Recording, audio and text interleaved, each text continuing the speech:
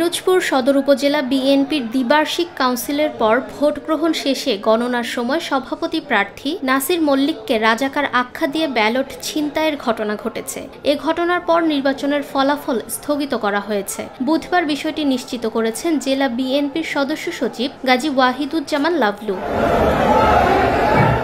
মঙ্গলবার রাতে শহরের শিল্পকলা একাডেমিতে ব্যালট ছিনতাইয়ের ঘটনা ঘটে। এ ঘটনার পর জেলা শহরে উত্তেজনা বিরাজ করছে। যে কোনো অপ্রীতিকর পরিস্থিতি এড়াতে শহরে পুলিশ মোতায়েন ও টহল জোরদার করা হয়েছে।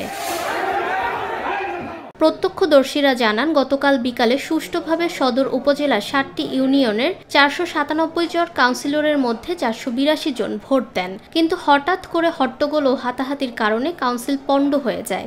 দীর্ঘ ১০ বছর পর এই কাউন্সিল অনুষ্ঠিত হচ্ছিল। হামলার ঘটনায় ২ থেকে ৩ জন নেতাসহ কয়েকজন আহত হয়েছেন বলেও জানা গেছে।